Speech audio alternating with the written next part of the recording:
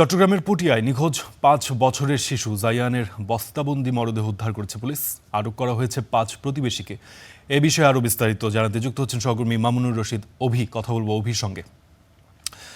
জি অভি, আমাদের একটু পরিষ্কার করবেন কি কারণে, মানে প্রাথমিকভাবে কি জানা যাচ্ছে যে শিশুটিকে অপহরণ বা হত্যা কেন করা হলো, এবং যে প্রতিবেশীদের আটক করা হয়েছে বলে আমরা জানতে পেরেছি তাদের কি ধরনের সম্পৃক্ততা ছিল বলে মনে করা হচ্ছে? কি তথ্য আছে আপনার কাছে? একেবারেই নির্মম হত্যাকাণ্ড বলা যায়, কারণ একদম বাড়ির পাশের যে প্রতিবেশী, আমার যে পেছনে যে ঘরটি দেখতে পাচ্ছেন, এই ঘরের শিশু জায়ানকেই মূলত হত্যা করা হয়েছে এবং তার মরদেহ আজ ভোরেই পুলিশ বাড়ির ঠিক পেছনে একটি ময়লার ভাগাড়ে তার মরদেহটি উদ্ধার করে। এবং এই ঘরের পাশের ঘরেই যে প্রতিবেশী তারা থাকতো এবং সে পরিবারের ৫ জন এই ঘটনার সাথে সম্পৃক্ত।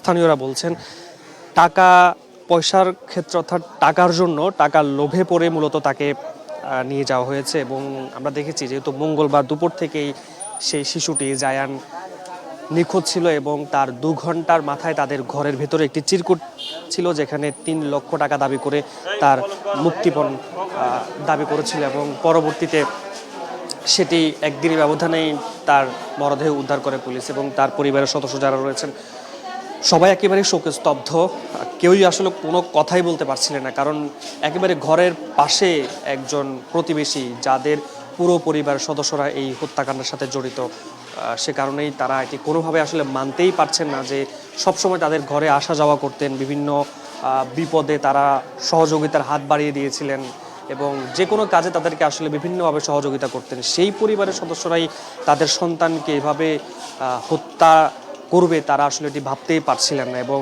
পরিবারের সদস্যরা সবাই একেবারেই স্তব্ধ। মা বাবা তারা আসলে একেবারে জ্ঞান হারিয়ে ফেলেছেন, তারা কথা বলবেন সেই পরিবেশও নেই। এবং যারা স্থানীয়রা রয়েছেন তারা বলছিলেন যে এই হত্যাকাণ্ড কিভাবে ঘটানো হলো এবং মানে তারা যে করবেন সেটি আসলে এটা কেউই কল্পনা করতে পারছেন না। একটা ৫ বছরের শিশু জায়ান, যে কিনা মাদ্রাসায় পড়ে, পরিবারের সবার সাথে আসলে হেসে খেলে আনন্দে মেতে থাকেন, মা বাবাকে সবসময় আনন্দে রাখতেন, সেই পরিবারের একজন সদস্য শিশু সেই এখন পৃথিবী থেকে বিদায় নিয়েছে, এটি আসলে কোনোভাবে তারা মানতে পারছে না। দেখছেন তারা একেবারে কান্নায় ভেঙে পড়ছে, পুরো পরিবার স্তব্ধ বলা যায়।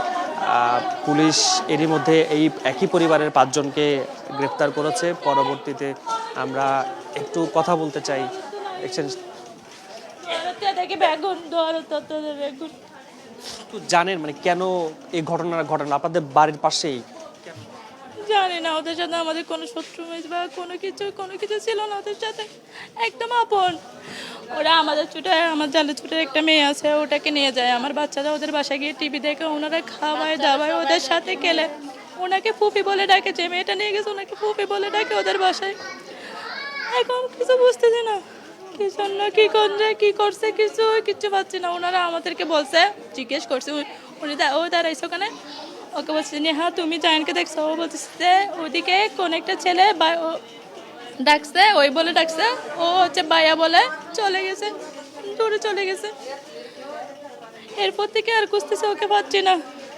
একদম বাড়ির পাশে এরকম, যদি এটা তো বাচ্চাদের তো কোথায় খেলতে দেওয়ার জন্য তো নিরাপদ না। যদি দেশের অবস্থা যদি এখন এই অবস্থা হয়, ছোট ছোট বাচ্চাদেরকে যদি নিয়ে এই অবস্থা হয়, তাহলে আগামী ভবিষ্যতে আমরা কি আশা করব? আমাদের বাচ্চাদের আমরা কিভাবে বড় করব? এটা তো হচ্ছে একটা মানে আমাদের একটা হচ্ছে হুমকির মুখে থাকতে হচ্ছে এখন। আপনাদের সাথে কি ওনাদের আগে কোনো বিরোধ ছিল?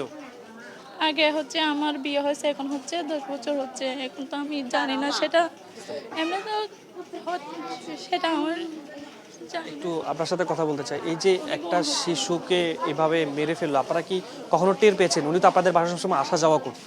হ্যাঁ, সবসময় আসা যাওয়া হতো, মানে ওখানেই তো বাচ্চারা ওখানেই তো খেলতো। এই ঘরে সব বাচ্চা ওখানে যেত, ওদেরও একটা বাচ্চা আছে জায়ানের সমান, ও এখানে আসতো। মানে কত সুন্দর, মানে আসা যাওয়া প্রতিবেশীর মতো। মানে কখনো যে মনে একবারের জন্য আসে নাই যে ওরা এই কাজটা করতে পারবে। কি জন্য করছে সেটা আল্লাহ ভালো জানে।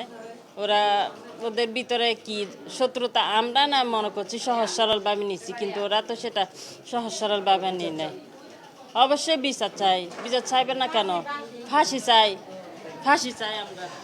ফারদিন নিশ্চয়ই শুনতে পেলেন আসলে পরিবার একদম স্তব্ধ। আমরাও আসলে এখানে এসে দেখছিলাম যে একটা শিশুকে কিভাবে হত্যা করা হয়েছে। এই ঘর ঠিক এই ঘরের ঠিক পাশেই একেবারে দুটো ঘর পাশাপাশি লাগোয়া সেই প্রতিবেশীরাই শিশুটাকে নৃশংসভাবে হত্যা করেছে। আমরা খবর পেয়েছি পুলিশ যেটি বলছে মাথায় আঘাত করে তাকে হত্যা নিশ্চিত করেছে এবং সেই মরদেহটি বাড়ির পেছনে একটি ময়লার ভাগাড়ে ফেলে দেওয়া হয়েছে। সেই বস্তাবন্দি মরদেহ সকালে আজকে পুলিশ উদ্ধার করেছে। এটি পরিবার কোনোভাবেই মানতে পারছেন না এবং এই হত্যাকাণ্ডের সাথে যারা জড়িত তাদের দৃষ্টান্তমূলক শাস্তি দাবি করছেন। ফারদিন। জি অভি, বেশ মর্মান্তিক একটি ঘটনা। 5 বছরের শিশু জায়ান এবং তার মা কিভাবে সান্ত্বনা খুঁজবে আমরা আসলে জানি না। যদিও ধন্যবাদ আপনাকে।